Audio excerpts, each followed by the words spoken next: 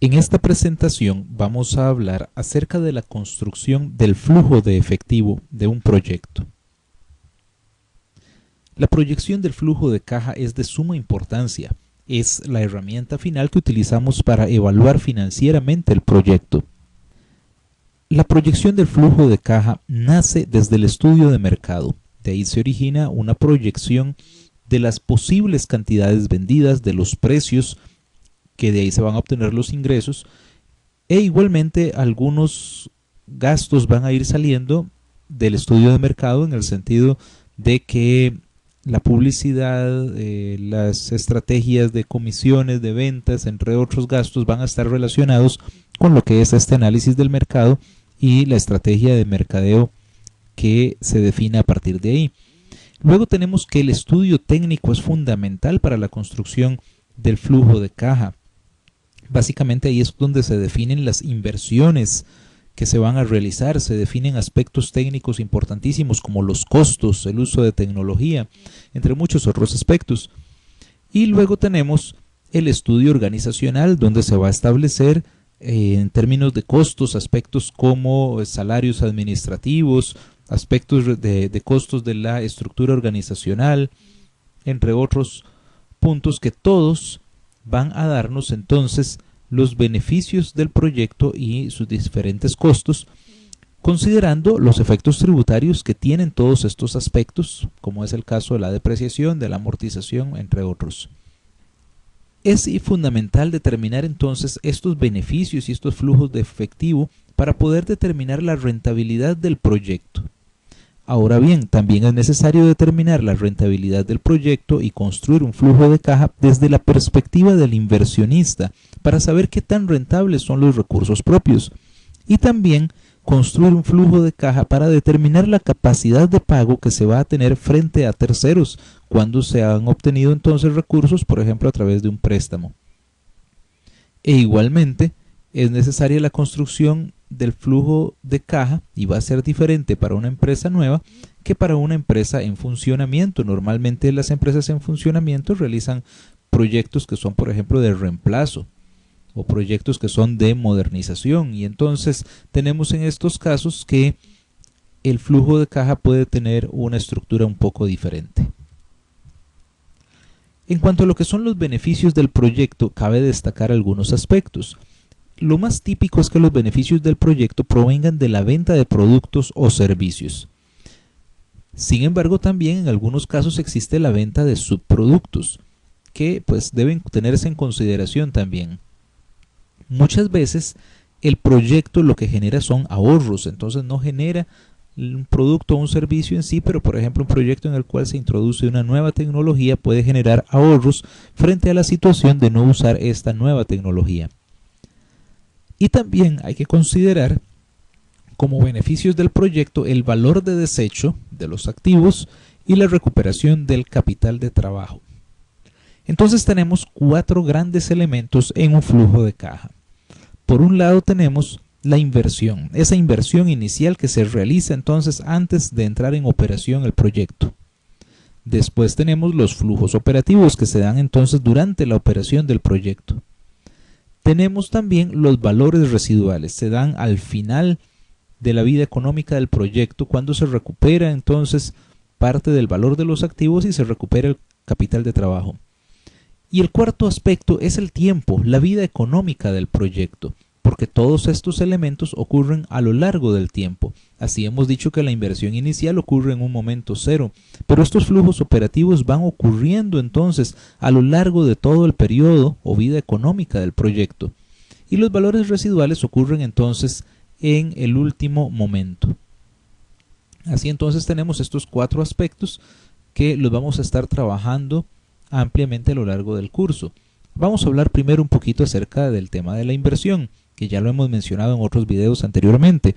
Recordemos que esta inversión ocurre antes de la ejecución del proyecto en un momento cero, aunque también eventualmente pueden haber inversiones adicionales a lo largo de la vida económica del proyecto. Con respecto a lo que son los valores residuales, hay diferentes métodos para determinar los valores residuales.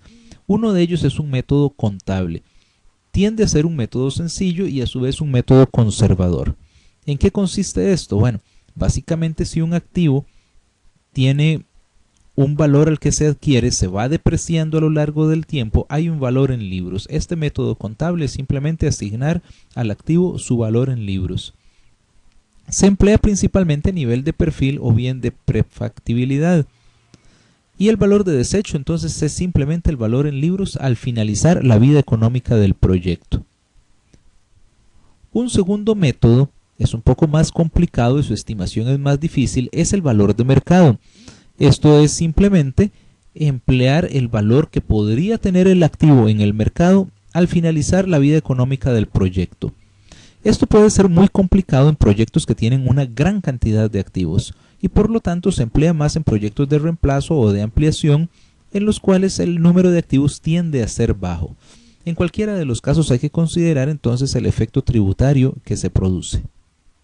Vamos a ver un ejemplo entonces acerca del cálculo de los valores residuales. Supongamos que tenemos un activo cuyo costo es de $10,000 y su vida útil es de 10 años.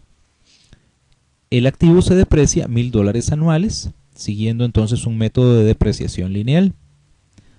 La vida económica del proyecto es de 6 años. Entonces vamos a suponer que a los 6 años estamos estimando que este activo puede tener un valor de mercado de $7,000, o sea que se podría vender en el mercado por $7,000. La depreciación acumulada en 6 años, porque estamos llevando esto al final de la vida económica del proyecto, sería entonces de $6,000. El valor en libros de ese activo sería de $4,000, porque nos está costando $10,000 hoy. Dentro de 6 años va a haber acumulado depreciación por $6,000, o sea su valor en libros es de $4,000. Quiere decir entonces que si este activo efectivamente se vendiera en $7,000, habría una utilidad por la venta del activo de $3,000, dado que se está vendiendo a un valor superior al que tiene en libros. Esta ganancia va a ser entonces grabada con un impuesto, que en este caso estamos suponiendo que es del 30%, entonces tendríamos que pagar $900 de impuesto. Así es que entonces a ese valor de mercado de $7,000 hay que restarle la ganancia sobre el capital. Entonces quiere decir que el valor de desecho del activo que se vuelve efectivo para efectos del flujo de caja sería el valor de mercado de los $7,000 menos los $900 del impuesto. Tendríamos entonces un valor de desecho de $6,100. Ahora hablemos un poquito del tiempo o la vida económica del proyecto. Este depende de las características del proyecto y a veces es posible determinarlo con bastante precisión. En algunos casos hay proyectos en los cuales se sabe que va a estar programado para una determinada cantidad de tiempo. Hay, por ejemplo, tecnologías que se hace un proyecto hoy y que se sabe que se van a volver obsoletas en un tiempo relativamente corto. En muchos casos tiende a ser indefinido y convencionalmente se emplea entonces el plazo de 10 años para hacer la evaluación del proyecto. Finalmente hablemos un poquito de los flujos operativos. Estamos hablando entonces de ingresos y costos, que se derivan la estimación de estos ingresos y costos de los estudios de mercado, del estudio técnico y del estudio organizacional. Recordemos que en cuanto a los costos se clasifican de diferentes maneras. Por un lado tenemos los costos de producción, donde tenemos costos directos como los costos de los materiales directos, o sea los materiales que conforman el producto mismo, como sería en el caso a la hora de producir un pastel, el costo de la harina, el costo del azúcar. Y luego la mano de obra directa, que es la mano de obra directamente involucrada en la fabricación del producto. Luego tenemos los costos indirectos, donde hay materiales indirectos, o sea, materiales que no conforman el producto mismo. Se utilizan muchas veces en una industria, lubricantes, limpiadores, entre otros materiales. Luego la mano de obra indirecta, donde tenemos el personal que supervisa, el personal que administra la fábrica, el personal de limpieza. Y una serie de gastos indirectos, como viene a ser entonces la energía, como vienen a ser los alquileres, impuestos sobre la planta de producción, entre otros. Luego tenemos los gastos de operación, básicamente los gastos administrativos y los gastos de ventas. Aquí incluimos entonces básicamente salarios, alquileres de oficinas, comisiones de vendedores, gastos de publicidad, entre otros. Y luego tenemos los gastos financieros, básicamente los intereses de las deudas.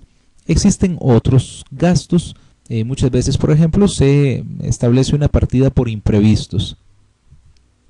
La estructura del flujo de caja es importante conocerla.